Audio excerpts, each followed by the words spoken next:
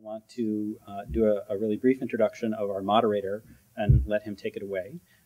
Mike Kristovic is a dual degree from the University of Chicago, graduated from the college in '03, went off and did some work with Teach for America, then came back and got an AM from SSA and is now working as a school social worker down at Perspectives Academy on the South Side. So he's got a great group of folks that he's going to introduce you to, and I want to thank him and thank our panel for joining us and sharing their experiences and their expertise today. Thanks. Take it away, Mike. Thank you, David. Good afternoon, everyone.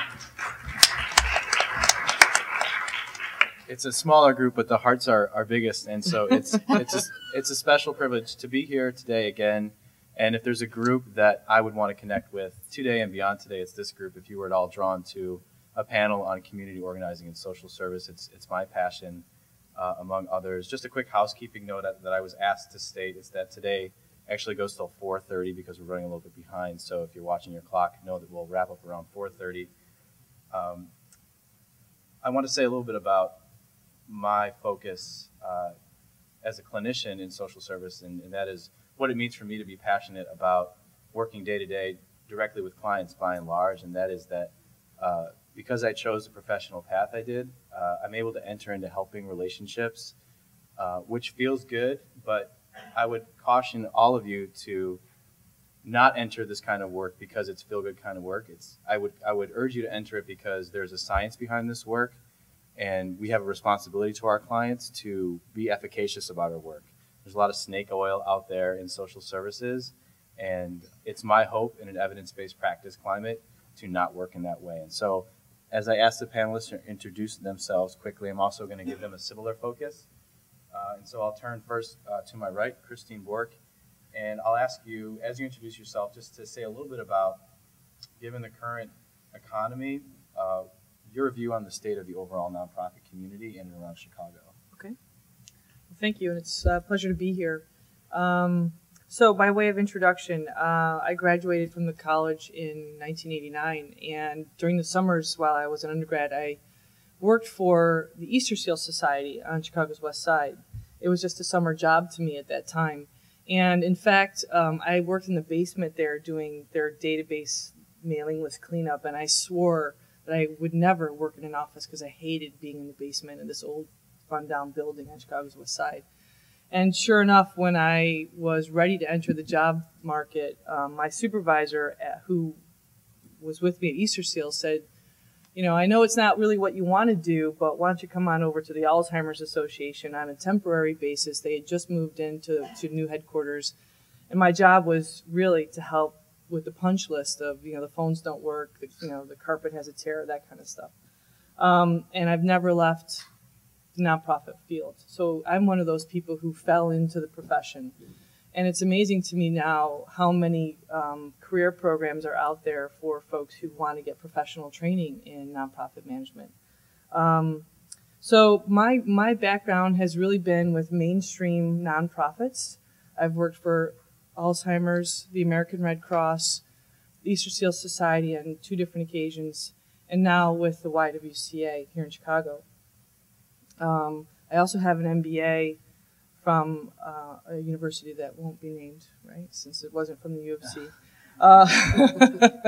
But it's actually an important thing. What I would like to get across today is that if you're interested in nonprofit management, an advanced degree is really critical, and especially a degree that teaches you business management techniques, because a lot of what I do today has nothing to do with what you would think of in social services. It has everything to do with managing cash flow and negotiating bank deals and thinking of reviewing loan agreements and things like that. So in terms of my opening question about what's the state of the nonprofit community these days, I think it really depends. Nonprofit community is so vast, and so to make a blanket statement wouldn't be fair for me to do that. The arts institutions are not-for-profit. The hospitals are not-for-profit. Just amongst the panelists today, we had a quick chat. I'm really struggling. My organization is struggling financially right now, but some of them are not, because what they do is really hot right now in terms of what the government wants to fund and what people want to fund. And I think that those things are cyclical. But for my organization, we're really struggling. The state of Illinois being bankrupt is a major, major issue for us. 75% of our funding comes from some federal or state government funding source. And so when the state can't make its payments, that really puts a pinch on our ability to deliver services. So it's in some ways the perfect storm. The state can't pay us, and yet the number of clients who need services in this economy is going up. And so you really have to make really tough decisions about how are you going to stretch a shrinking resource pool. And that's really where I spend most of my day, is figuring out this or that, but it can't be both because we don't have the money for it. The other thing I'll say about the climate of the nonprofit community that I'm in particularly, there's a lot of talk about mergers between non-for-profits because of the challenge in funding, but I haven't seen it happening. There's talk of it, and a lot of funders sort of wish that it would happen, but there's a lot of reasons why I don't see it happening, but I think who knows what will be coming down the road. I'm not sure about that. And then finally, the nonprofit community that I'm in, we're struggling with how do we access young people? How do we get young people involved in a mainstream, frankly, old school organization like mine? How do we get young folks mobilized to want to pick up that mantle and be that next generation of leaders? And how do you do all that with basically no money? So those are the things that we're struggling with. It's also an opportunity to get better, I suppose. But so that's me. Thank you, Christine. Sure. And I'll turn to Gail. And Gail, as you introduce yourself, I'm particularly given our audience here, I'm wondering if you can say a little bit explicitly about what you look for in entry-level staff. Great. Thanks. And I'll try to weave those two together. Unlike Christine, my trajectory into my current job was a little circuitous. If you look at my resume, I started, my first job was teaching ESL, and then I went on to work for a company doing business in the Middle East. My degree from the University of Chicago was actually in Near Eastern Languages and Civilization. I think we're the only university that has a department that calls it that. So first, you have to explain what your degree is, and it's not in Middle Eastern Studies. It was in NELC. I don't know if that department exists anymore. Great, wonderful to hear. So because I had a degree in Near Eastern languages, and it was a time when businesses were doing work in that part of the world, I was able to then move into a company that was sending people into that part of the world and did cross-cultural training, and they did publishing. So I wound up being a marketing coordinator for a company with, just so happened their personnel was going over to what was then Saudi Arabia and Iran.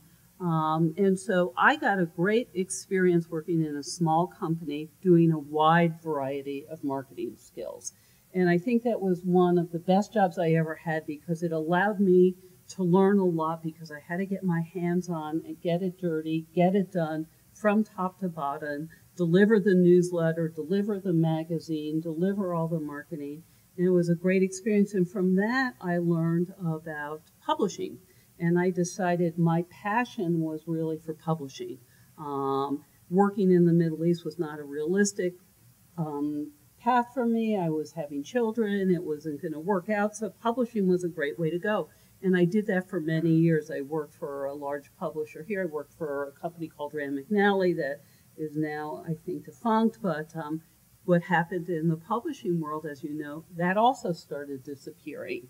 And so you're always changing and adapting. And as one boss of mine said, flexible, adaptable, changeable are the skills you're looking for. So the place where there was a lot of publishing done in Chicago, once I made the commitment to stay here, was in the association world. And you might not know that, but associations do a lot of publishing to serve their members. American Medical Association is the largest membership association based in Chicago. They had a huge publishing division, it was a $100 million division, and it was a great place for me to continue my publishing interests and really kind of working in a for-profit setting in a not-for-profit. So just like Christine was saying, not-for-profits take on many different guises. Associations are not-for-profits, they're membership organizations. So here I found myself in a nonprofit, and I really liked working in a nonprofit environment. But I realized the skill set you need was one that you also find in the for-profit world. That's when I went back and I did my MBA at a school that will be named. And so I did what I never thought I would do, and I came back to the University of Chicago and did my MBA here. And I think that was a great move. And then I moved further along into doing nonprofit work. I went to work for a university and did development work, which was really a stepping stone to be able to get to what I'm doing today, which is heading up a social service agency, which is really my passion, which is something that comes full circle in my career, because when I was publishing, I was working with career materials. JVS is an agency that delivers career counseling. So that came full circle.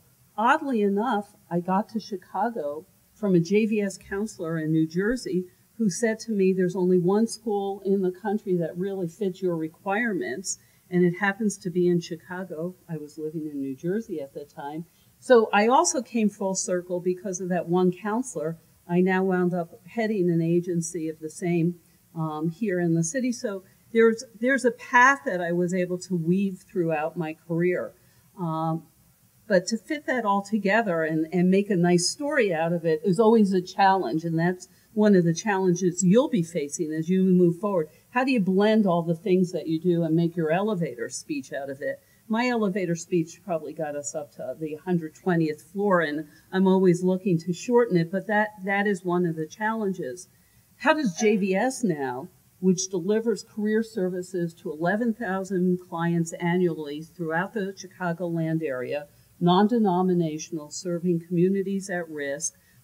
We intersect with some of my panelists up here on the communities we serve. How are we faring? How is the nonprofit community faring? It is very diverse.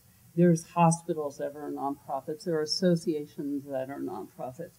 But the social service community, I want to echo what Christine had to say. It depends what kind of services you're delivering. Illinois is a real challenge. This state, if you're getting state funding, we're 50 out of 50 states in funding opportunities. When we go to conferences with our peers, we listen to what they're doing and we cry because we deliver services at such a low level for individuals in our communities that it is embarrassing. There are federal dollars out there. There are City of Chicago dollars.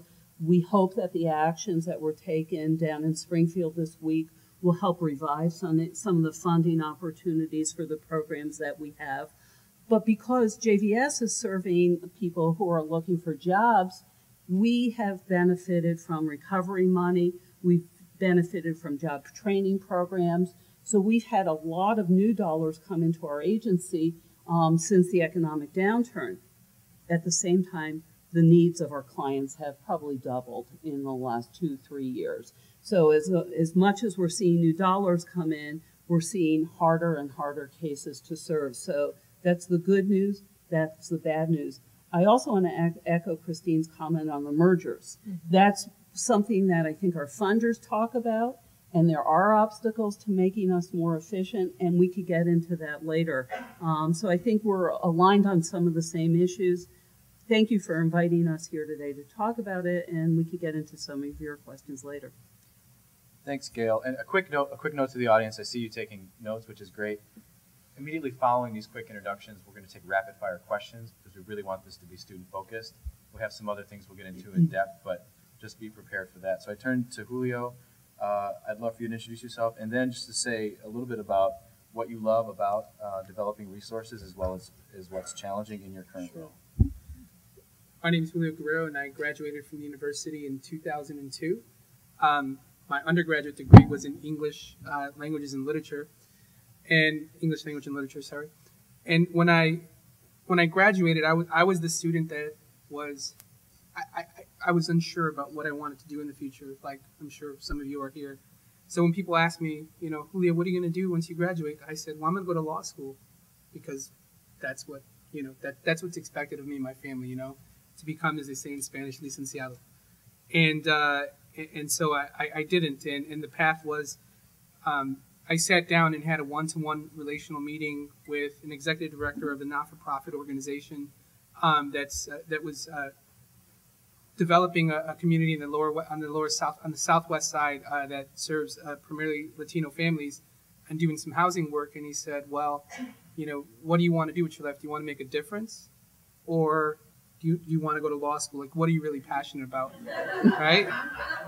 And so then, you know, he kind of gut checked me, and I ended up working there. And I really didn't know what I was going to do. He said, well, you can work in my resource development team. And I was like, well, what's that? And he's like, well, you know how to write, you know how to speak to people. You're a pretty nice guy, so, you know, why don't you help me raise money for these initiatives? We're working to build houses on vacant lots. And so we started doing that, and I was working there for 3 years, and we had a good run at it.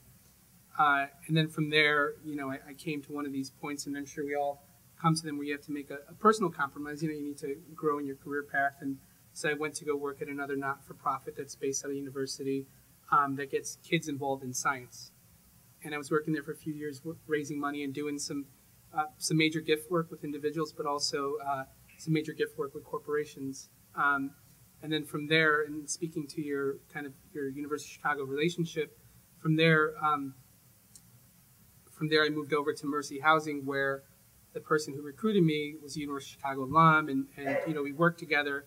And so now I work at Mercy Housing, so I'm back in the housing world. And right now we're running initiatives that are working to stabilize communities with high incidence of foreclosure. And so we're getting, as some of my colleagues, Christine and Gail, were saying, right now we received a lot of stimulus funds to go and board up, rehab, reoccupy foreclosed homes with working families. And at the same time, we're also working to build affordable housing opportunities for low and moderate income families. And it's challenging. There are new resources, but again, you know, the funding for not-for-profits is complex. It's, you know, sometimes your government funding is high, sometimes your private fundraising is high, and other times, you know, it's not. And usually at the end of the year, there's usually something that happens that makes the year go by well. And so, you know, in reference to what I like about fundraising and working in that world, I really like working with corporations or individuals who are really trying to make a difference in community as part of what they do, and developing real partnerships. And I can talk a little bit more about what that looks like later. But, you know, I really like working with folks on that aspect of my work. And then something that I see there was a question here, something I wish the university would have taught us a little bit more would have been a little bit more about accounting. And so I'll probably be headed to an MBA program pretty soon. So. Yeah. I'll actually turn that same question on the whole panel. Full disclosure, who was at the law panel? Just raise your hand. we need great lawyers. I was there. I went, but I'm not going to law school anytime soon. I turned to Rebecca. She then, and as you introduce yourself, what do you say? You're doing organizing work now. What do you say to the undergrad who is organizing or is thinking about taking the next step into community organizing work? Sure. Hi, everyone. My name is Becca Shi, and I'm probably the youngest panelist here. I graduated in 2008, and I think I'm a community organizer now. And like Julio said, I had no idea what I wanted to do when I came to the university. And I think where I am today is in large part thanks to UCSC, to David Hayes, to Trudy, which I'm sure many of you know. I came to this country from China when I was 12 years old, and we had lived in Boston. We moved around several places in Boston, ended up in New Jersey for high school, and then came to Chicago for college. And it was the summer of 2006 when I did Summer Links. Anybody here has ever done Summer Links? Okay. And I was placed in a very small I was the second staff, a nonprofit in the Rogers Park neighborhood of Chicago. And because I was just the second staff, my executive director had me oversee this project to assess the rate of gentrification in Rogers Park. And as some of you may know, Rogers Park has seen many transitions from, in the 80s and early 90s being a place where refugees and a lot of immigrants have resettled. But when I went door to door with some of our volunteers, we found that, families, mainly, Latino and South and Southeast Asian families are being forced out of their homes because their landlords have been given, a lot more money to be converted into luxury condos for a much wealthier population. And so I think it was at that moment that I connected what was happening in Rogers Park to what had happened to my family when we first moved to America. Just never had that awareness, didn't speak much English and just follow my parents around because we had to move to different places and go to different schools. And so I think that's when I first started building my consciousness. Like this wasn't, something that was our fault, but something that was happening that was forcing us out of our homes. And then the summer after that, I had a Metcalf and worked at the Asian American Institute in Uptown. And it was there that I was first introduced into the larger Asian American and immigrant activism organizing world in Chicago. And so my boss, Tuad, would send me to Devon Avenue and then to Chinatown and said, just collect stories, collect immigrant stories. And so just day after day, I would come back with like 10, 20 stories about, youth that are undocumented and cannot get and don't know what to do after they get a college education or can't afford a college education. Or, South Asian families and Filipino families waiting 10, 20 years to be reunited with a loved one. And so I just remember feeling a lot of anger and a lot of, injustice around this and started to talk to my parents more about it. And that's when I found out that I had undocumented family members. I had family members that have been separated for decades. And I think with community organizing, it's these stories, right, that kind of fuels you and drives you to make change. And so right after I graduated in 2008, I started organizing with the Illinois Coalition for Immigrant and Refugee Rights. And I was based in the Chinese American Service League in Chinatown because I speak Mandarin and Cantonese. And so I was part of a program of 20 young multilingual organizers placed in 20 different immigrant neighborhoods in Chicago to do voter registration and get out the vote work.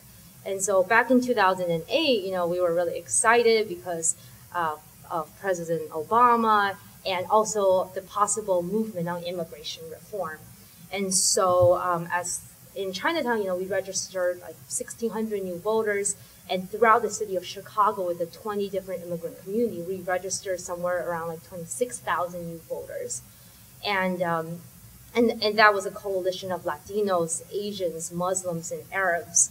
And that was just really exciting for me of, many of these communities coming together and acting together very powerfully around a single issue. And so there are a lot of questions, so I'll leave it for the discussion, but just to leave with two things. I think for community organizing, if that's something you're considering, I think one thing that I learned is if stories really drive you, if whether it's your family stories or that you've heard, that's very powerful to kind of organize around, and also understanding, power for communities that are minorities to have a voice. Thank you, Rebecca. And I want to turn it on you in just a moment. It occurred to me, though, I neglected to tell you my current work. It'll contextualize why I talked about direct service, but as David mentioned, I was a Teach for America Corps member. I decided to become a social worker, and currently am working as a school social worker and community schools leader at Perspectives Charter Schools down in Auburn, Gresham. And so that's how it is that I'm working directly with children and families day to day. That said, you heard from the whole panel. I would like for you just to shout out your burning questions, truly project them up here. We do have a mic, but I don't think we'll need it. If you'd like to specify the person whom you'd like to have respond, you can do that, but it's not necessary. So please do that now, because we really want you to guide this conversation, and that'll really kind of get us through the rest of the panel. Go ahead. Yes. So I'm wondering, this is for all of you. What is your theory of social change? What is your theory of how things get done in the world? I guess I know this is very personal, so like for each of you, how do you strive to make that happen in your own lives? Like, what is the way that you see your career fitting into like a larger effort to make changes, whatever field that you're in? Thank you for taking the lead. Other questions? Especially for the two of you who are directors of your own careers, is fundraising taking more and more of your time and doing fairly? Thank you. Yes. You actually asked me in the law school panel, when I was actually in the law school panel. I'm seriously thinking of going to law school after college, but I don't want to just, set in these contracts and these things that I feel that aren't very personal. I want to use my professional degree in order to go back to the community and help people and support nonprofits and do things like that. Do you think there's room for that? And if so, like maybe pointers or I don't know. A lot of people have tried to sway me from going to law school because I want to work with people and not just with papers. So if you have some insight into that. Thank you. These are great questions. More, yes. I was wondering how important you think more gratitude are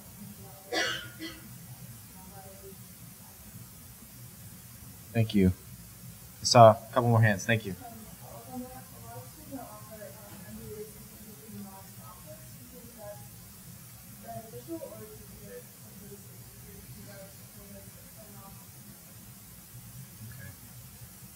Yes, sir.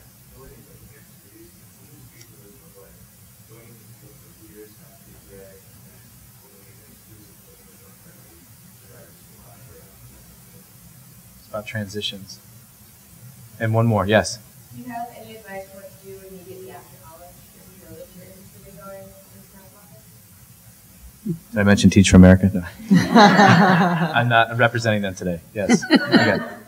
Go ahead. Do you have any advice for what to do while you're in college? Mm-hmm. Okay, we'll start with that one. Those are fantastic questions. I'm committed to touching on them. Panel, our audience is they're undergrads currently. What, looking back, do you wish that they had taught you? What do you say to them now as far as maximizing the place they're in now? And just please respond as you're moved. Maybe I could pick up and answer a little bit of what I didn't answer in the first Sure. question you've asked me. What do you do now? And when you get started, what does somebody look for when they're looking at you as a potential hire? And how does that work from the hiring side? So we want to make sure when we bring in people into our organization that there are experiences outside the classroom. The classroom and the education you get is the best and the most superb, but we want to make sure that there's a balance so that you have hands-on experience, and it can be an unpaid experience. It somehow needs to relate, and it's your story to weave about how it relates to the position you're looking for. Sometimes the thread's not really that clear, but if you can make it clear, that's really what we want to hear. And we want to hear you talking about that story in a very affirmative way. I think that's when people come to our doors and we're interviewing for positions. We want to hear a kind of confidence and a belief in the mission that our organization has. Not overly confident, but an understanding that you know the work that we're doing, that you have some relative aspects that you've undertaken in maybe a related area, maybe it's community organizing, we're doing social work, maybe it's volunteering in the schools, maybe it's something you did in high school even that you go back, but how does that all weave together? And those are great experiences to have. We also want to learn that you're flexible. Those are one of the things we're looking for. In a changing community where dollars are shifting all the time, our programs come, they end, contracts are up. How flexible are you about your career? And I think that when we see people who are very boxed in what they want to do. That sometimes, from our side, creates a little bit of a problem because we don't know 3 years from now what some of our programs are going to look like. We can be very proactive in some ways, but we're also reactive to the funding environment. So that flexibility in how you see your future helps us to bring on good people. Thank you, Gail. So I want to add something that I wish that I had learned while I was in college, and I'm still learning, and that's the power of networking and how to network really well. And it's not necessarily networking. It's about relationship management. Mm-hmm. How do you move a relationship from an introduction to, as Julia will tell you, having that person make a big gift to you, or how do you even just make a connection that's somehow going to come back and benefit your organization? That's a skill, and it's a science, and it's an art. It's all of it, and it's something that I wish young people really could bring to the organization in a valuable way.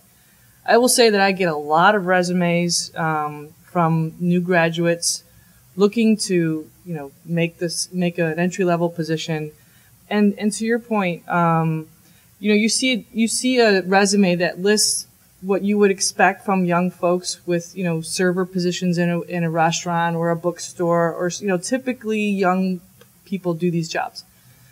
And if there isn't, and I can accept that, and I see that, and I understand that's the trajectory, but if there isn't hardcore, like I volunteered, and it was more than just showing up and, serving the meals. You have to be engaged in a meaningful way. Take a leadership role in your volunteer experience. Those people who don't have that volunteer experience clearly identified on the resume don't even make it through the door. And so I highly recommend, if you're in school, if you're not doing something meaningful as a volunteer now, you've got to show that. I will say then the second screen for me is show me that you know and you understand my mission and my passion as my organization. So, people who bring resumes to me with service in animal shelters love it, not going to make it through my screen. You have to show that you understand my clients, my environment, and have a passion for my cause, or you're not going to make it through the filter. And that's just the hard reality of how we have to screen people out, because there are so many applicants for so few positions. Thank you, Christina. I just want to add a layer for the panel, so we're being responsive here, and know that we'll be open to questions again at the end, audience. Specific recommendations about that final decision after your 4th year. World of work, back to grad school. If so, what sorts of work experiences do you think are best suited for the transition to this world of community organizing and social service? Sure. I'll jump in. For me, it was more of an issue of I had to make money because I was on my own. Strings were cut, and so I had to go out there and fend for myself. So I had to go do it. So I was kind of forced into that situation. But I'm glad I did, because the relationships I developed along the way, I probably could have received those within a graduate program. But at the time, as I was explaining earlier, I wasn't sure of what graduate program I wanted to go to, what was necessary for me. So for me personally, it was important that I worked a few years and really kind of developed a craft and a sense of how to work in an organization and work with others and develop relationships. And now I can go to school and use those talents and tools to leverage those for what comes in the future. So that's my take on it. Thank you. And I would just emphasize on the relationships. I mean, I know where I am now is because of the relationships. I mean, I was in Summer Links because I knew David, and Chudian was really involved with UCSC. And then I was at AAI because of my previous boss during Summer Links. And then I was at ICIR because my boss at AAI was on the board of ICIR. And so when I was at ICIR, we talked later about why they decided to hire me to work in Chinatown as opposed to other candidates. And so the executive director of ICIR just said, there's a ward boss, like Chicago, very heavily machined, not as much anymore, but especially before. And this infamous war boss would have this saying, like, I don't want nobody that nobody sent, right? And so, and I think with Chicago, the nonprofit world, and especially this organizing world, is so small that I think that the relationship is something you really need to treasure and build on. Thanks for that.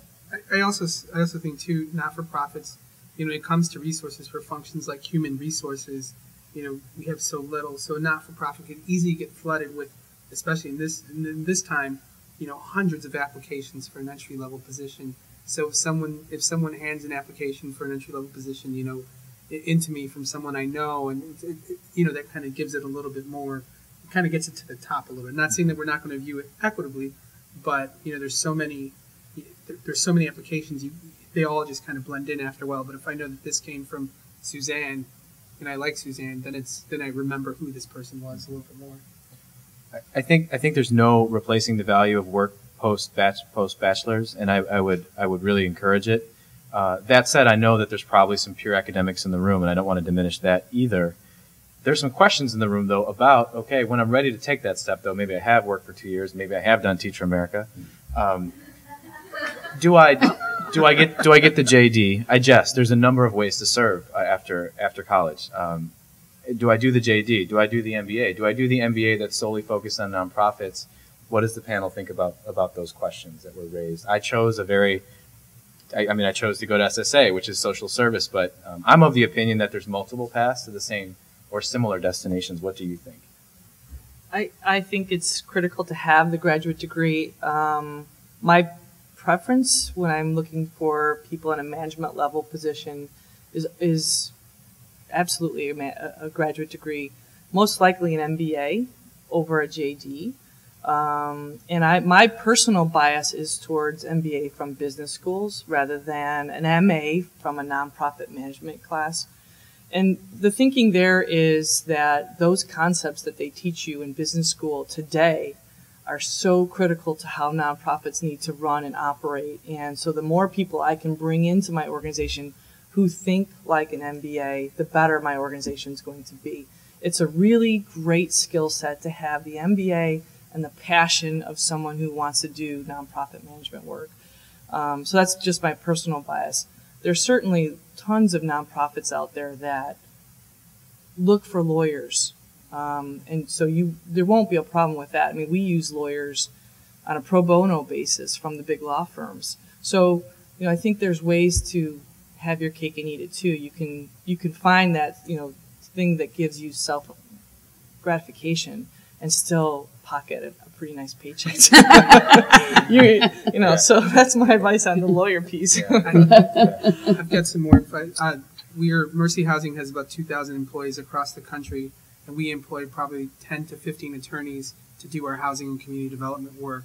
So again, like there are ways to find an attorney position within there, and there's also legal aid type organizations, MALDEF and others that do employ attorneys to do work like that. So you can't get the mission and the law.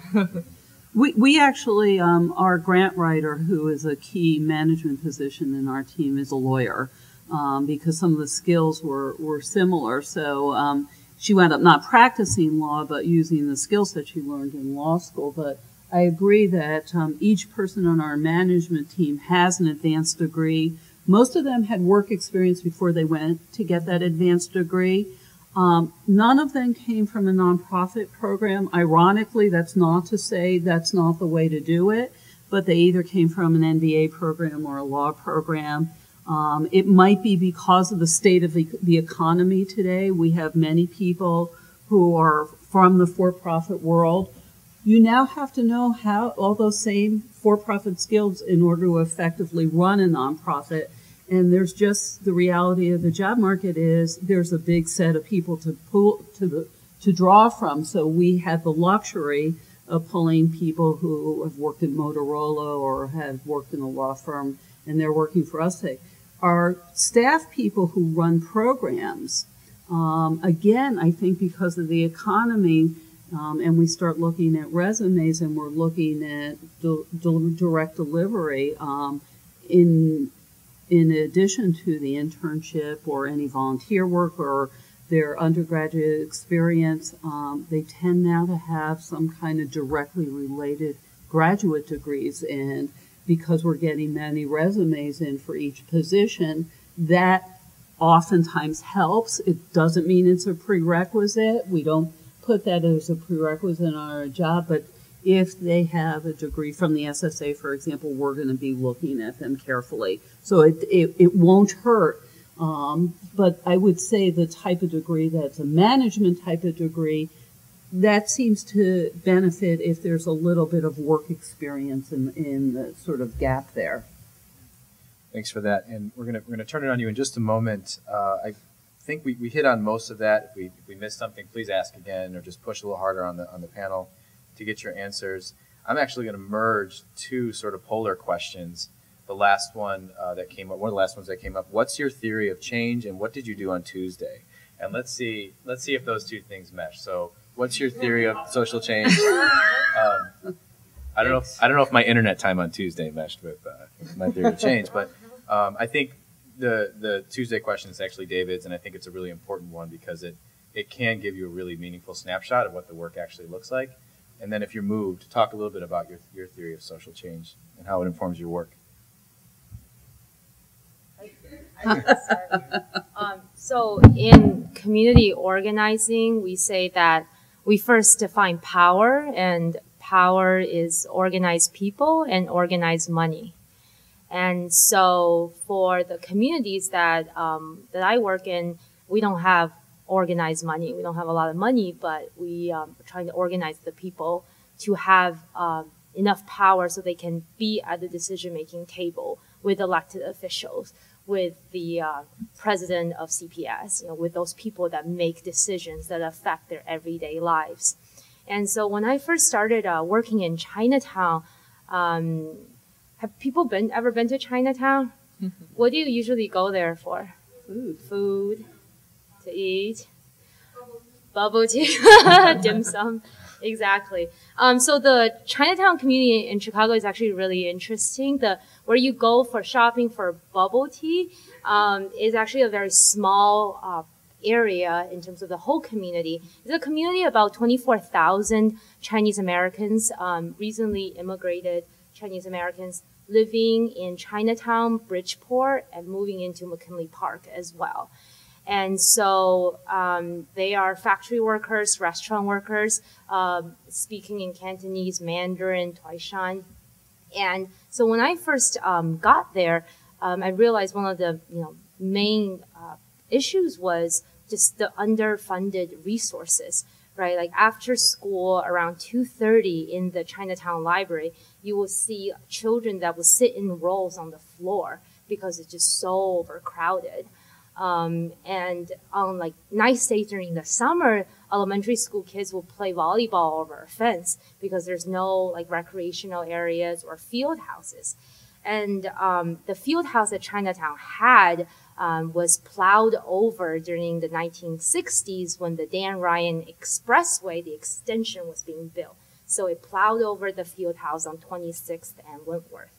And so when I first got there, there are these, really active community leaders that have said that they've been going to the aldermen like every other month and asking for that field house returned to them. And they're in their 60s and 70s now. So they were young enough to play in the field house when it was there. And now their grandchildren are young enough to play in the field house. And the field house has still not been restored. And so that was an issue that was very evident about just the amount of power the Chinatown community had in Chicago. And politically, the community of 24,000, which is not a lot, has been divided into 4 wards, 4 state representative districts, 3 state senate districts, and 3 congressional districts. So during every election, the Chinese vote of about 8,000 voters now, but when I came in, it was about 6,000 votes, were split in so many ways that, they were taken for granted by each single legislator that represented them. And so when they went to ask for something like a field house or a new library for the community, it's like, why do you even bother, right? Like you're not a threat to my seat, right, during my reelection. Why is it that we would want to agree to your demands? And so, and that's one of the reasons why they started organizing and hired their first organizers, was that they wanted to organize and register more voters and get all of these districts to combine, so the Chinese population of 24,000 can be in the same district, whether it's a ward or a state rep district. And actually, last week, we passed the bill through the State General Assembly it's called the Chinatown Bill, for this year for redistricting, to keep all of Chinatown in one district. And that was about 2.5 years of organizing, of registering voters and then turning votes to say that this is a vote that we will vote together and we vote frequently, and we can get you out of office if you don't respect the community. And so for us, that's been working in terms of what our theory of social change is. And it not only will get us our own district this year, but will have also given us a new library and a new field house for the community. And in terms of Tuesday,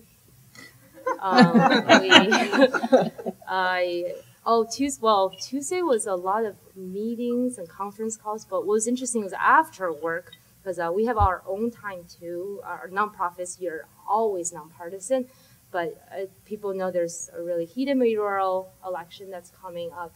And what I think, and a lot of young organizers across the city think, the most ethical candidate is Miguel Del Valle. So we were at his campaign office, strategizing field strategy for the Latino and Asian vote in the city for Miguel. And then started canvassing and phone banking, and got about 30 volunteers in the office to do the same. Thank you, Rebecca. Julio? I agree that the theory of change is it's a long process, and for me in fundraising, how do you tell that story is one of the challenging things, because within 2 to 3 minutes you're either sold or you're not, and so you have to go and break it down into bite-sized pieces, and sometimes it's not. You don't really have. When you're doing community organizing, you're working with a lot of people, and you're developing leaders, and you don't always have the victory that particular year. You're funding year, you're up for renewal. And so you have to be able to bring stories out of how people are changing. And so the theory of change, for me, is more so on an individual side, and getting folks to realize that it's not just about mass amounts of people doing something, or it's not just about, this year I say I'm going to build this, and by the end of the year I don't.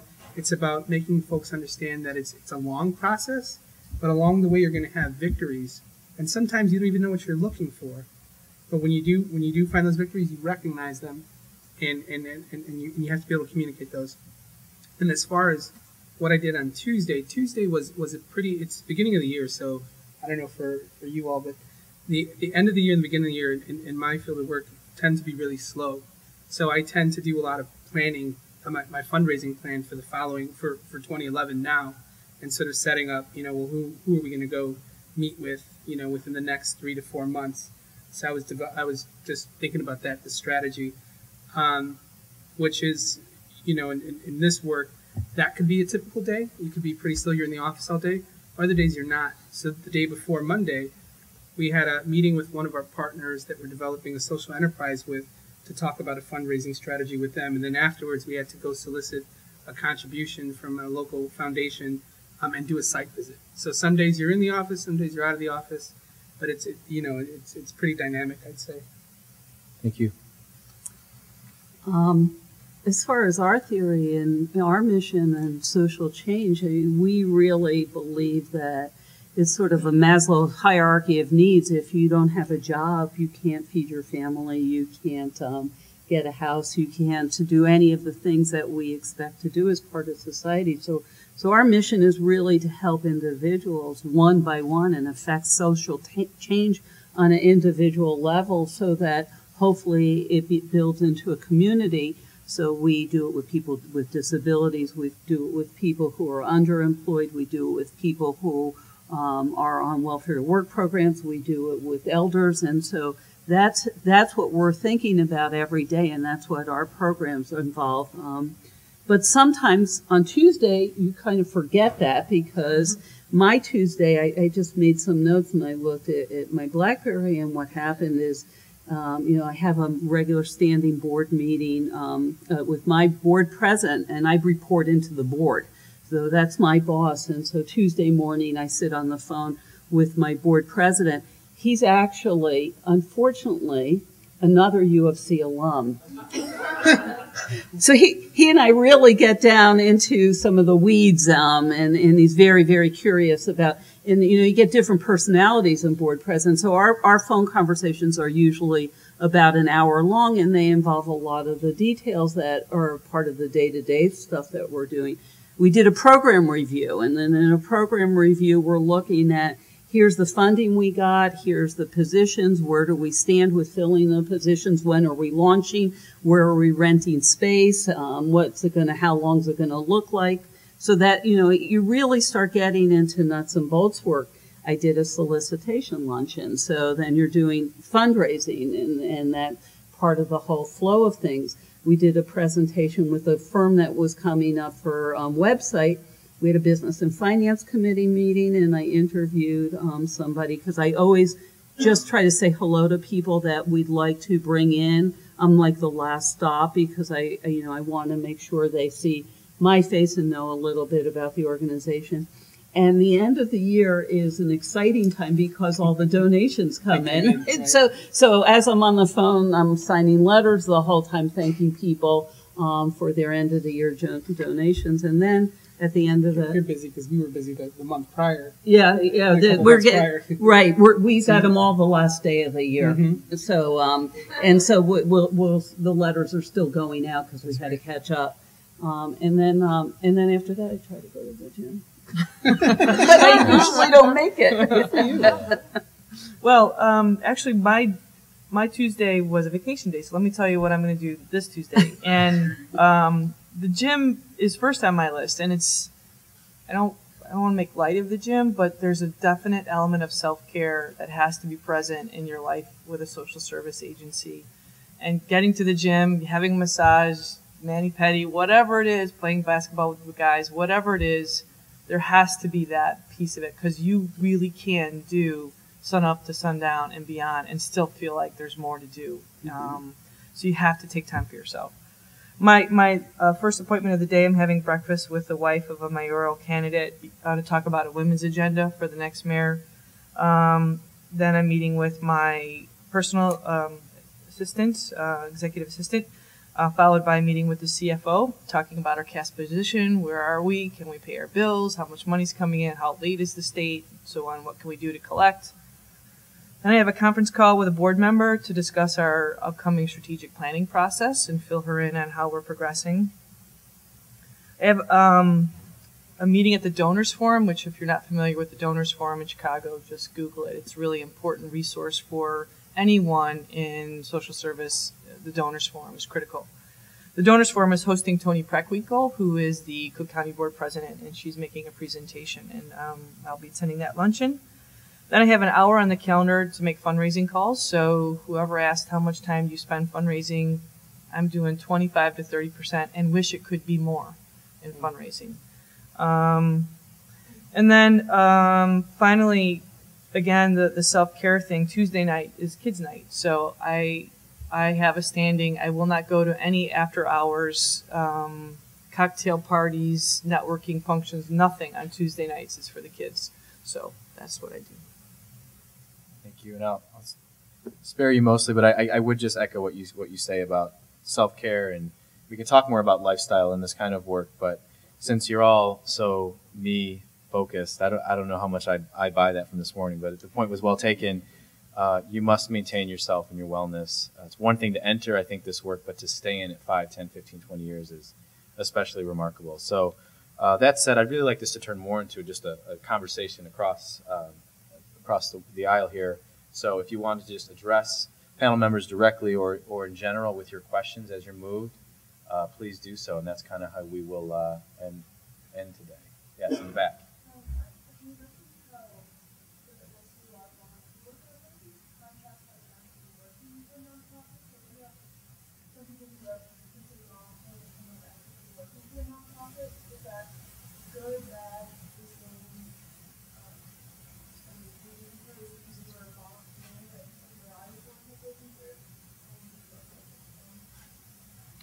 Who?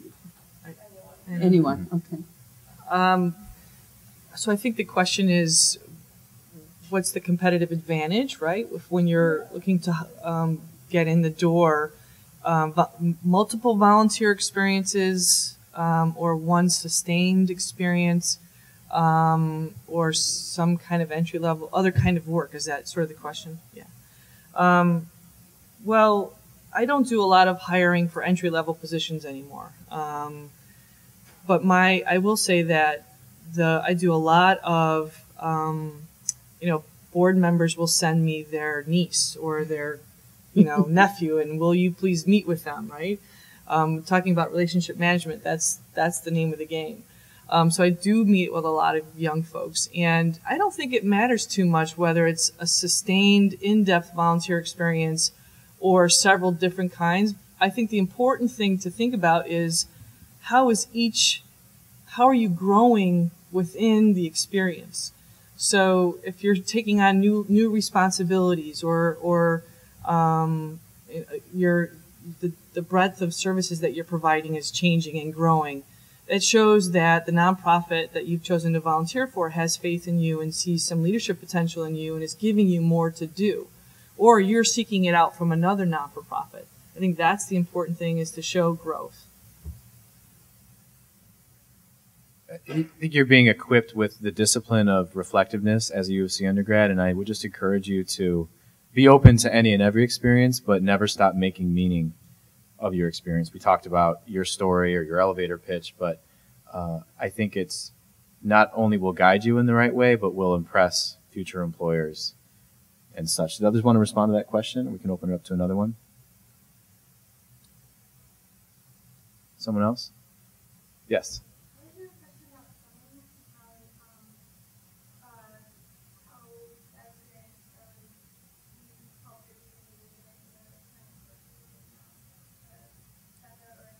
Sure. Yeah. And for the benefit of the whole panel, Summerlinks being the premier service internship program on campus at U of C, in which 30 undergrads are selected to serve in the nonprofit sector around the city. How did it set us up, and how might experience like that set us up for future success? I'll let you start. Oh, okay.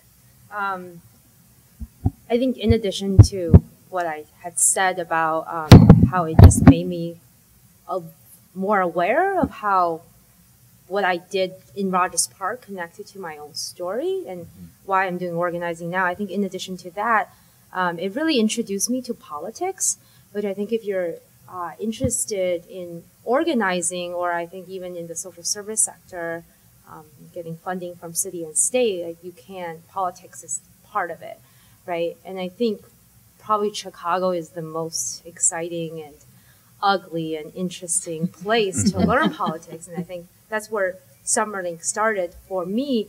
I remember when my group of volunteers was just going block to block to assess the rate of gentrification. In 2006, the alderman's ward machine with his block captains and precinct captains would also follow us. Be like, what are you doing? Let me see your clipboard. What kind of information are you giving to the tenants? What did you just say to them? Right? And so they were worried that, we were trying to get our own candidate elected or saying something not so great about the alderman. And so that was really intriguing. And then once I got to Chinatown, what was really interesting was when the Father Daly, during his machine and patronage and the system, it was very much getting 90% of the African American wards to vote for the Father Daly, while the white vote was actually going back and forth, right, depending on whether he actually delivered for the community. And so it was interesting for Chinatown, the alderman was Latino, was Mexican, and the Chinatown community shared the same ward as Pilsen. But while the Pilsen community, each precinct in the Pilsen community voted, the vote went back and forth for that alderman, depending on whether he delivered for the community. The Chinese population, before we started organizing, was going 90% for an alderman that never really delivered for the community. right? And so that was interesting, and finding out who was doing that, right? It was people that had jobs with the alderman that was Chinese and would just go around and collect votes. And so until we had organizing and a group of parents and students from the community that went door to door and really educated voters, that we start turning that vote. While we turned that vote is when we also saw our aldermen to deliver for the community. So, so I think that started with Summerlinks. Yeah. And I would just add very briefly, so we can get other questions, I would just add briefly that it provided things that I think you can get in other contexts at U of C. Role, a meaningful job experience, relevant and important exposure to social justice issues in the city of Chicago. I'll echo what you said around forming relationships and alliances that might be of benefit to you, which if they're authentic and for the right reason, it's perfectly okay to network. I know some people don't like that word and it feels kind of funny. And I would just also say, you know, I don't know where you're at in your experience of U of C. I happen to be from the far southeast side of the city, which is a very different context than the Hyde Park bubble in which I was very happily existing, but I was dissatisfied with the absence of an engaged in the world discourse happening in the classroom. And so if you haven't yet, come to Chicago for real, like really arrive at Chicago, because it's not on campus. And I think Summerlinks does that in such a transformative way, or experiences like that. There's a number of them across campus in a really important way for undergrads. And the story is the same. You meet alums of that program or programs like it, and many of us end up in social service and nonprofit and service work. So great question. Just to quickly add to that, I think if you're curious about this type of work and you're not necessarily sure, Summerlinks is that opportunity within this brief amount of time in your life to go out and test it out and see if it's what I really want. And having supervised folks who came out of Summerlinks type programs, you know, I've stayed in touch with some of them who said, yes, this is for me and I will stay here. And so for those individuals, they, you know, when we receive resumes, we look for real work experiences and opportunities they've had with not-for-profits where they've done something, they can measure it, they could talk about, well, how many people did I, you know, register to vote? You know, that real type work experience that is really applicable to the work that we're trying to get done.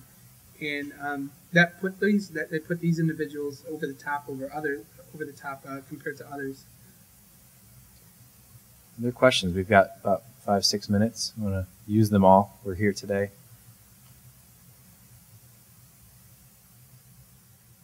I'll turn to the panel then.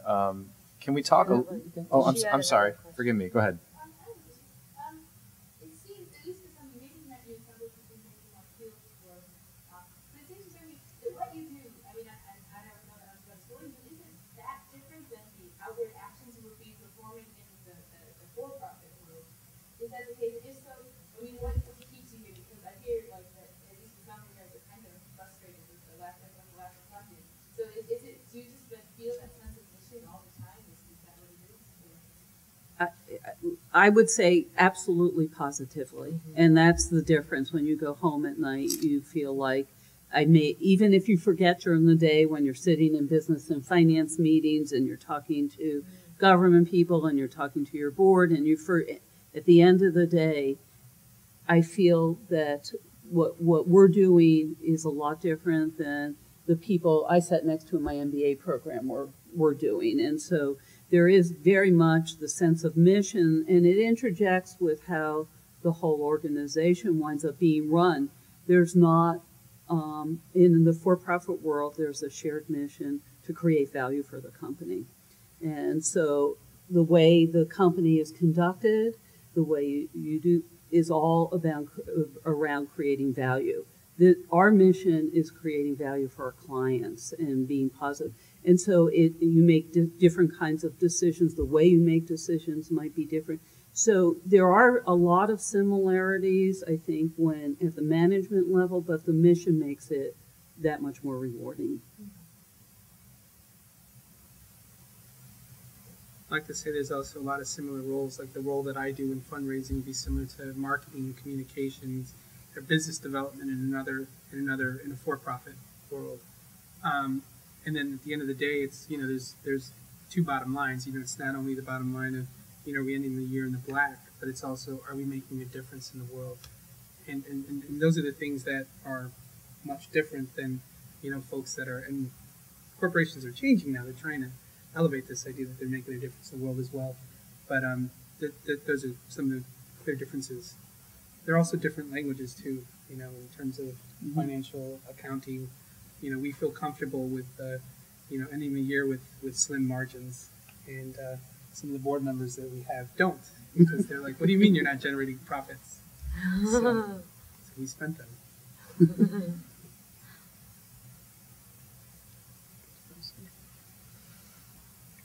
Yes. Can you talk a little bit more about your experience sort of like maybe the relationship between undergrad and other things, and how those help you? You obviously represent it. Mm-hmm. I see it. I see it in programs like it. It wasn't until recently that I worked so closely with adolescents that I realized that in some ways I'm just coming out of my own adolescence, and in some ways I see programs like it as extremely powerful youth development. You are thrown into positions of leadership, responsibility, and autonomy, unlike any other that I can sort of fathom coming into other alternative entry level positions, which is not to diminish those either. You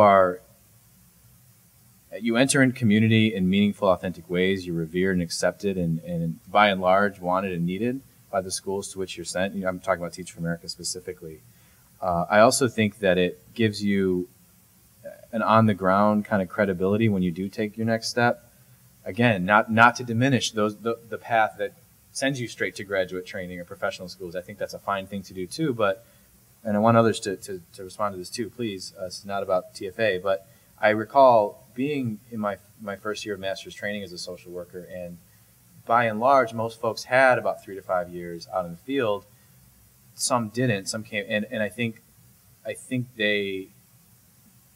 those students who came straight from undergrad, they didn't have that same experience to draw on in developing professionally, which for us meant becoming a social worker, and so it was irreplaceable. But I think more than anything, it's the leadership development that happens. I just experienced myself as a leader and came into my own in a way that I don't think I could have any other way, and got really raw, kind of painful sometimes exposure to what in fact I was passionate about, which was social service. So that last message is that you don't have to go in wanting to be a teacher, and it gets some criticism for that, but I happen to think that that's okay because that's part of why the program exists. So others though around that question.